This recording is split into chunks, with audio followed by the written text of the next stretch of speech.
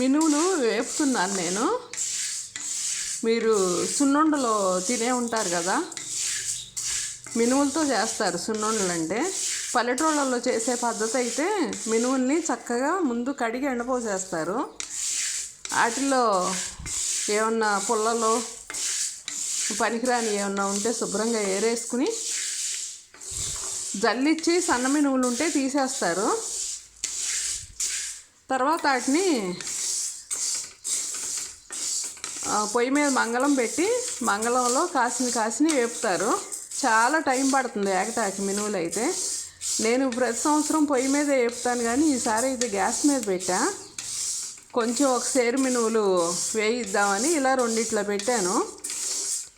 ఎప్పుడు ఇలా కలుపుతానే ఉండాలి ఏగే వరకును.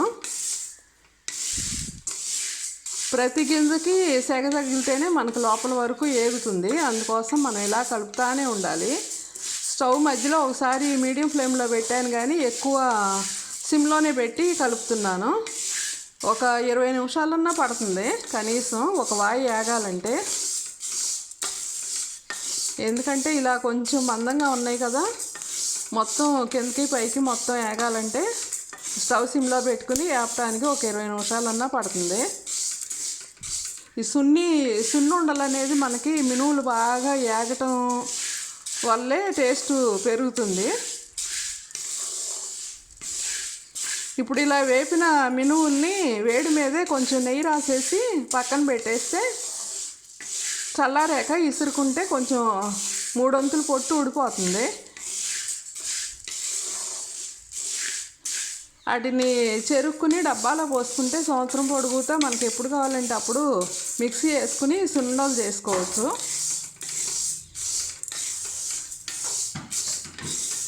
ఆ మిక్సీ వేసుకున్న పొడికి ఒక కేజీ సున్నికిను 600 గ్రాముల నెయ్యి,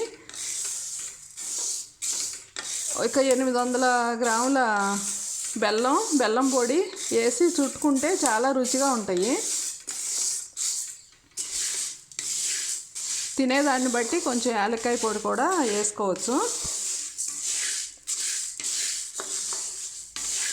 ఇలా మినపగుళ్ళతో చేసుకోలేని వాళ్ళు సాయి గుళ్ళని శుభ్రంగా గుడ్డలో వేసుకుని తుడిసేసుకుని వాటిని ఇలా నిదానంగా వేపుకుని అవి మిక్సీ వేసుకోవచ్చు. నెయ్యి కూడా మనం ఇంట్లో చేసుకున్న నెయ్యితో చేసుకుంటే ఆ సున్నుండలు కమ్మగా ఉంటాయి.